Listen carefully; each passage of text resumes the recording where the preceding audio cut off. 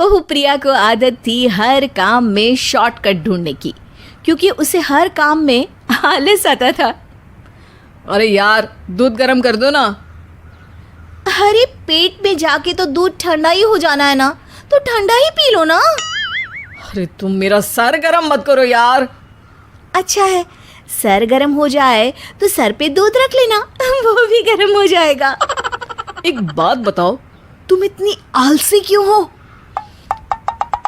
अरे बोलो ना, इतनी आलसी क्यों हो? प्रिया, जवाब दो। जवाब देने में आलस आ रहा है। पति वहां से उठ के बड़बड़ाते हुए खुद दूध गर्म करने चला जाता है और प्रिया अपनी आंखें बंद करके सोफे पर लेट जाती है।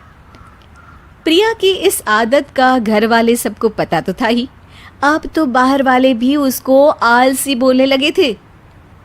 अरे बहू सुन ना, एक गुड न्यूज़ है। क्या माँ जी, आप सब कुछ मेरे नाम करने वाली हैं क्या? अरे बस तेरा दिमाग पैसों में ही लगा रहता है।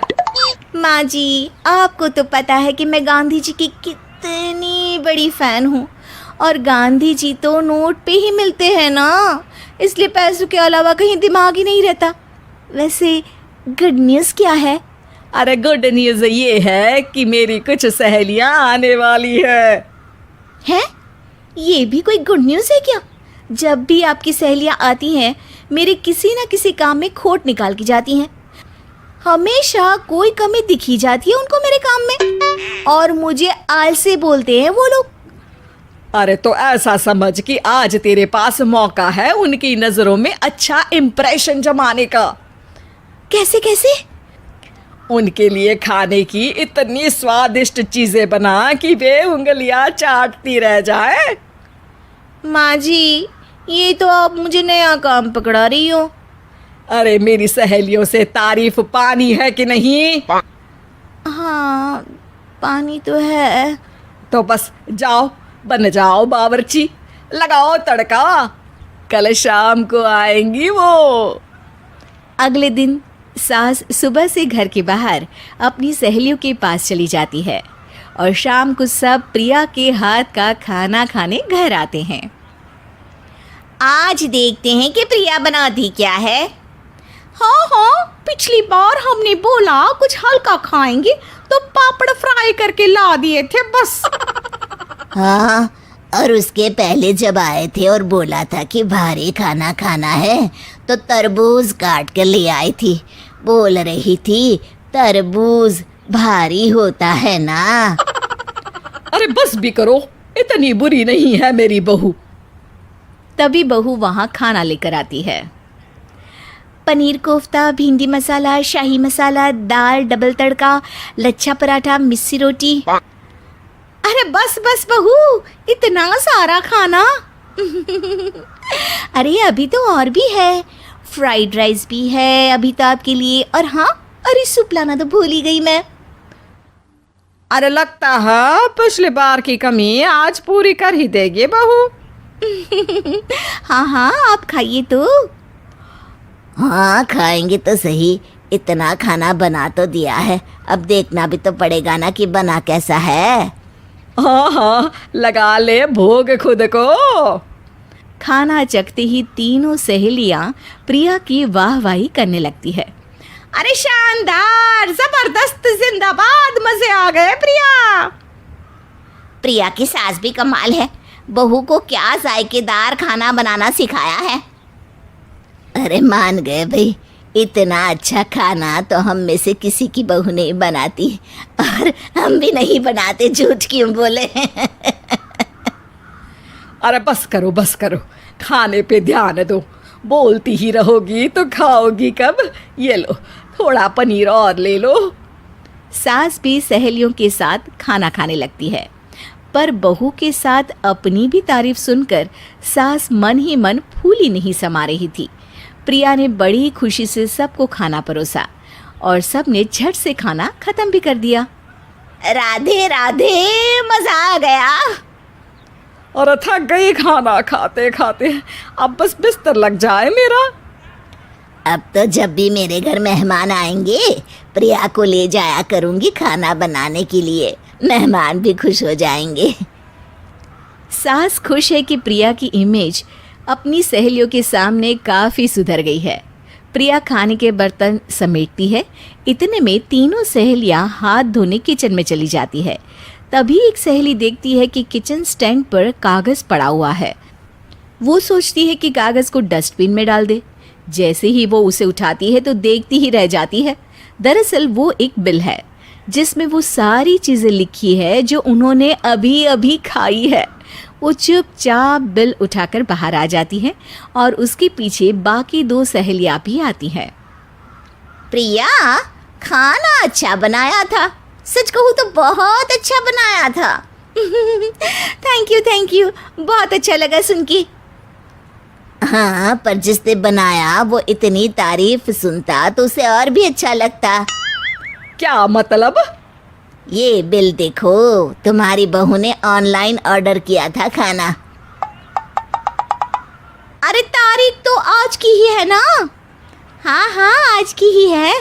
प्रिया, ये सब सही है क्या? प्रिया अपना सर झुका लेती है।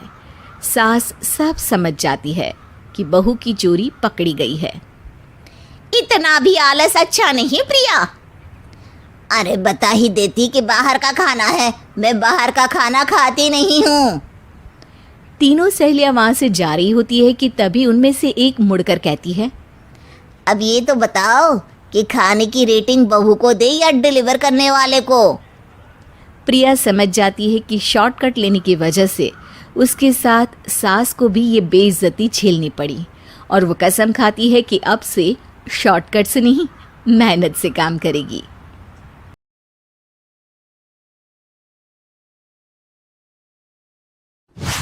रमा अपने बेटे चंदन के साथ चतरपुर गांव में रहती थी। चंदन एक खूबसूरत नौजवान था। गांव की सारी लड़कियां उसे बहुत पसंद करती थी। एक दिन चंदन पर शिवानी की नजर पड़ी और उसे चंदन से पहली नजर में ही प्यार हो गया। चंदन को भी शिवानी बहुत पसंद आई। कुछ ही दिनों में उनकी शादी हो गई। शिवानी की एक सच्चाई ये भी थी कि वो एक इच्छाधारी नागिन थी। रमा को चंदन की ये बात पसंद नहीं आई कि उसने अपनी मर्जी से शादी की, इसलिए रमा शिवानी को पसंद नहीं करती थी। बहू, मैं सत्संग में जा रही हूँ, तो घर का सारा काम संभाल लेगी ना? जी सासू माँ, आप चिंता मत कीजिए, आप आराम से सत्संग में जाइए, मैं घर का सारा काम कर लूंगी। तो ठीक है, सारे काम निपटा लेना। बर्तन धो देना, कपड़े भी पड़े हैं वो भी सुखा देना, और घर में फिनाइल वाले पोछे से सफाई भी कर देना। और ये देख, ये बाजार से सामान की लिस्ट लिखी है, उसे भी ले आना। हाय, शिवानी मन ही मन बोलती है, इतना सारा काम, बाप रे, बहुओं को क्या ये सारे काम करने पड़ते हैं? रमा सत्संग के लिए चली जाती है। शिवानी झाड़ू लेकर आती है और फिर सोचने लगती है, अब जब बहू बनी हूं तो इंसानों की तरह ही मुझे सारी जिम्मेदारियां निभानी चाहिए। पहले मार्केट जाकर सामान ले आती हूँ, फिर घर का काम कर लूंगी। शिवानी इच्छाधारी नागिन होने के बावजूद भी अपनी शक्तियों का इस्तेमाल ना करते हुए घर का सारा काम खुद ही करने में लग जाती है। थोड़ी देर बाद उसे बहुत थकान महसूस होती है। उफ़ो, एक बहू को इतना सारा काम करना पड़ता है, इसका पता होता तो कभी शादी ही नहीं करती। बाप रे। घर के काम करते करते उसकी कब आंख लग जाती है उसे पता ही नहीं चलता। शाम को जब उसकी सास के आने का वक्त हो जाता है, दरवाजे की घंटी बजती है और शिवानी की नींद टूट जाती है। ओह, मम्मी जी तो आ भी गई और अभी तो आधा काम पड़ा हुआ है। मैं सासू माँ को क्या मुंह दिखाऊंगी? ओफो, क्या करूं? एक काम करती हूँ, अपनी शक्तियों का इस्तेमाल कर ही लेती हूँ। शिवानी घर का सारा काम अपनी जादुई शक्तियों से खत्म कर लेती है और फिर दरवाजा खोलती है। अरे बहू, तुझे इतना वक्त क्यों लगा दरवाजा खोलने में? माफ कीजिएगा सासू माँ, मैं सो गई थी। ओह, तो तू सो रही थी, फिर जो काम मैंने तुझे दिए थे वो तो हुए नहीं होंगे। सब कहने की बातें होती है। रमा घर में आती है और देखती है कि सारे काम हो चुके हैं। वो एकदम चौंक जाती है। अरे, इसने तो सारे काम कर दिए, वो भी इतने अच्छे से। ये इंसान के भेस में कोई चुड़ैल तो नहीं है? अब क्या हुआ सासू माँ, आप क्या सोचने लग गई? अब कुछ नहीं। चलिए खाना खा लेते हैं। अगले दिन शिवानी रसोई में काम कर रही होती है, तभी वहां उसकी सास आ जाती है। बहू, आज ना मेरी कुछ सहेलियां आने वाली है, तुम कुछ अच्छा सा बना देना उनके लिए खाने में। अब जी मम्मी जी। रमा के जाने के बाद शिवानी अपनी जादुई शक्ति से सारा काम कर देती है। शाम को रमा की सारी सहेलियां आती हैं। अरे रमा, अपनी बहू से तो मिलवा। रमा शिवानी को बुलाती है। शिवानी बहुत ही सुंदर थी। रमा की सारी सहेलियां उसे देखकर चौंक जाती हैं। अरे रमा, तेरी बहू तो बहुत ही सुंदर है। अपने बेटे के लिए चुनकर बहू ढूंढी है तूने। ये लीजिए, आप ये कचौड़ी खाइए। रमा की सभी सहेलियां खाना खाती हैं और उन्हें खाना बहुत पसंद आता है। अरे वाह भाई वाह, रमा मान गए तुम्हारी बहू को, कितना अच्छा खाना बना लेती है। उस दिन पूनम की रात होती है और शिवानी घर के कामों में इतनी उलझी रहती है कि उसे याद ही नहीं रहता कि हर पूनम की रात को वो अपने असली रूप में आ जाएगी। वो रसोई में काम कर रही होती है, तभी उसका असली रूप सामने आने लगता है। शिवानी ये देखकर घबरा जाती है। हे भगवान, मैं तो भूल ही गई थी कि आज पूनम की रात है। बाहर तो सासू माँ और उनकी सहेलियां आई हुई हैं। अब मैं क्या करूं?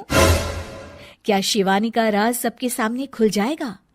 जानने के लिए देखिए इच्छाधारी बहू पार्ट 2। ईमानदार मिठाई वाला।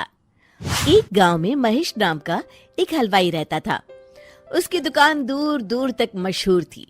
आसपास के सभी गांव वाले महेश की दुकान से ही मिठाई लेते थे। भाई मजा आ गया, क्या लजीज रबड़ी है। ये लड्डू भी लीजिए, शुद्ध देसी घी के हैं, आज ही बनकर आए हैं। लाओ भाई लाओ, 1 किलो लड्डू भी पैक कर दो। महेश का एक बेटा था रवि। रवि ने पढ़ाई छोड़ दी थी और वो दिन भर घर में ही बैठा रहता था। उठ बेटा रवि, आज मेरे साथ दुकान पर चल। मैं वहाँ क्या करूँगा पापा? अरे दुकानदारी सीख बेटा, आगे चलकर ये सब तुझे ही तो संभालना है। मुझे ये सब कुछ नहीं संभालना।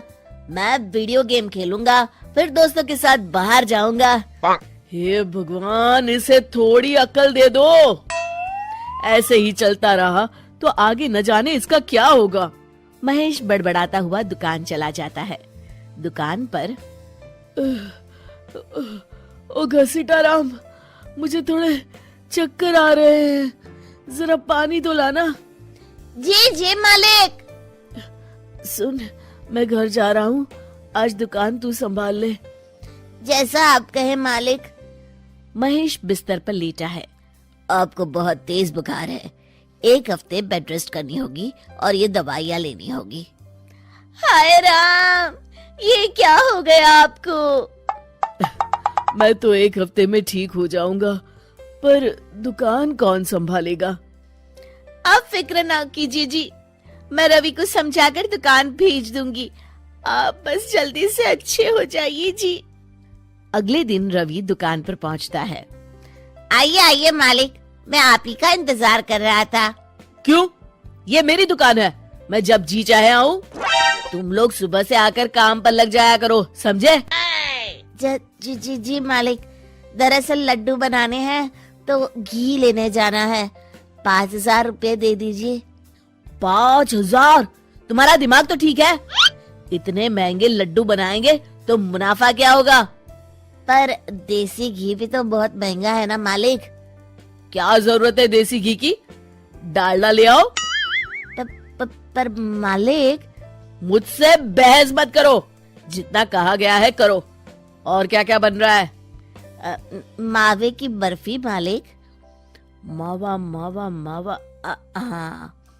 तभी उसकी नजर एक डब्बे पर पड़ती है। ये क्या है? ये रवा है मालिक। एक काम करो, हर 1 किलो मावा में 200 ग्राम रवा मिला दो। पर बर्फी का स्वाद बिगड़ जाएगा मालिक। जितना कहा है करो, अब जाओ यहाँ से। अगले दिन, क्या बात है रवि बाबू, आपके पापा दिखाई नहीं दे रहे? अब उनकी तबीयत खराब है।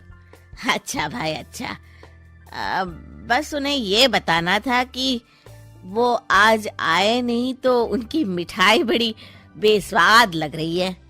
लेना है तो लो, वरना चलते बनो। अरे अरे अरे, ये कोई तरीका है ग्राहक से बात करने का? चलो भाई चलो, यहाँ से चलो। अगले दिन, भैया कल जो मैं लड्डू ले गया था उनका स्वाद बड़ा बेकार लगा। महेश बाबू का नाम सुनकर बड़ी दूर से आया था। 200 रुपये में इससे अच्छा और क्या मिलेगा? सुबह सुबह मनहूस बातें मत करो। कुछ लेना है तो लो, वरना फूटो यहाँ से। रवि के इस व्यवहार के चलते 2-4 दिनों में ही ग्राहकों का आना कम हो जाता है। मैंने तो सोचा था कि कम पूंजी में ज्यादा मुनाफा होगा, पर यहाँ तो घाटा हो रहा है। आखिर चक्कर क्या है? लगता है ये दुकानदारी मेरे बस की नहीं। महेश ठीक होकर दुकान लौटता है तो घसीटा राम उसे सब कुछ बताता है। हे भगवान, इसने तो मेरी सालों की मेहनत पर पानी फेर दिया। अब क्या करेंगे मालिक? कुछ नहीं, सबसे पहले तुम पहले की तरह शुद्ध और अच्छी मिठाइयाँ बनाओ और मुझे गांव के उन सब लोगों के नाम बताओ जिनसे रवि ने बदतमीजी की। रवि, कल सुबह दुकान पर आ जाना, बहुत जरूरी काम है। मुझे नहीं आना, मैंने 1 हफ्ता दुकान संभाल ली है, अब संभालो आप। दुकान तो तूने जैसे तैसे संभाल ली, पर सीखा कुछ नहीं। कल तुझे बहुत जरूरी सीख देनी है। रवि पैर पटकता हुआ बाहर चला जाता है।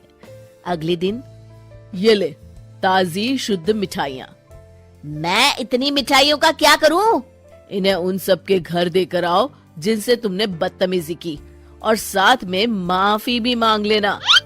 अरे पर मैंने तो सिर्फ उन्हें। बेटा, घर आया मेहमान और दुकान पर आया ग्राहक भगवान के समान होता है। अब तू जल्दी जा और कल से कमाल देखना। रवि उन सभी 4-5 लोगों के यहाँ जाकर मिठाई देता है और माफी मांगता है।